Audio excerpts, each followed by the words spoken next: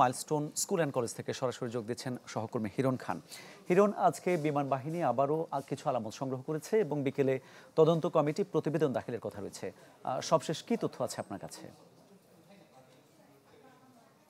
দেখুন, তদন্ত কমিটি যেই আজকে প্রতিবেদন দাখিলের কথা সেই বিষয়ে কিন্তু এখনো পর্যন্ত সুস্পষ্ট তথ্য আমরা এখনো পাইনি এবং সকাল থেকেই ঘটনাস্থল যেটি রয়েছে সেখান থেকে কিছু মাল জিনিস সরিয়ে নেওয়ার যে প্রচেষ্টা সেটাও কিন্তু আমরা আসলে দেখেছি।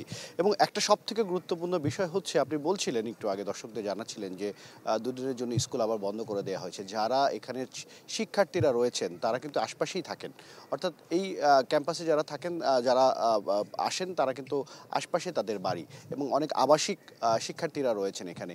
তারা কিন্তু আসলে ট্রমাটাইজ হয়ে আছেন, মানসিকভাবে তারা অসুস্থ হয়ে আছেন এবং তাদের এই যেই ক্যাম্পাসে যে ঘটনাটি ঘটেছে সেই ঘটনায় কিন্তু এই এলাকার লোকজন যারা রয়েছেন এবং কোমলমতি শিশুরা যারা রয়েছেন তারা কিন্তু আতঙ্কে রয়েছেন। যার কারণে মাইলস্টোন কর্তৃপক্ষ তারা কিন্তু একটি গুরুত্বপূর্ণ সিদ্ধান্ত নিয়েছেন।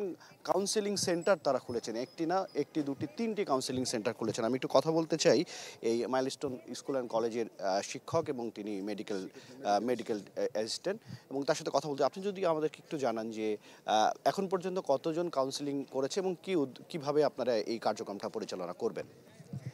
আমরা আসলে কাউন্সিলিং শুরু করছি কালকে থেকে। মোটামুটি আমাদের বিভিন্ন সংস্থা যোগাযোগ করতেছে এবং আমাদের মাইলস্টোনও নিজস্ব মেডিকেল এবং কাউন্সিলিং আছে, তারা করতেছি। আজকে আমাদের সাথে নতুন করে যোগ দিচ্ছে ব্রাক থেকে আমাদের কাউন্সিলিং সেন্টার আসছে। আরও দুইটা সংস্থা যোগাযোগ করছে, যেমন জাতীয় মানসিক ইনস্টিটিউট থেকে যোগাযোগ করছে, ওরা কালকে থেকে কাজ করবে। এবং আমাদের এয়ারফোর্সের যারা বিমান বাহিনী তারাও আমাদের পুরা টিম, ওরা কাউন্সিলিং এবং চিকিৎসা যতদিন আছে ওরা এক সপ্তাহব্যাপী একটা প্রোগ্রাম কালকে থেকে কাজ শুরু করবে। আমরা কাউন্সিলিং সেন্টার আপাতত আজকে থেকে শুরু করছি। আমাদের 10-12 জন স্টুডেন্ট, গার্ডিয়ান এবং স্টাফ ওরা কাউন্সিলিং নিচ্ছে আজকে। যারা মুমূর্ষু অবস্থা আছে, ট্রমাটিক আছে, ওরা খুব খারাপ অবস্থা, ওরা কথা বলতে পারতেছে না এবং ধরেন মানসিক টেনশন আছে, ক্লাস করার উপযোগী না ওরা, এটা আমরা দেখছি আর কি। এগুলো আমরা ট্রিটমেন্ট দিতেছি আর কি। ধন্যবাদ আপনাকে। যেমনটি শুনছিলেন যে শিক্ষার্থীরা রয়েছেন তারা বলছেন তারা ক্লাস করার উপযোগী না, অর্থাৎ এই জায়গাটিতে আসতে তারা কিন্তু মানসিকভাবে ভেঙে পড়েছেন। তাই তাদের জন্য এই কাউন্সিলিং সেন্টারগুলো তৈরি করা হয়েছে এবং যারা কাউন্সিলিং নিতে চান তারা কিন্তু এখানে আসতে পারেন, এমনটি কিন্তু আসলে তারা জানান। এই ছিল এখান থেকে সর্বশেষ।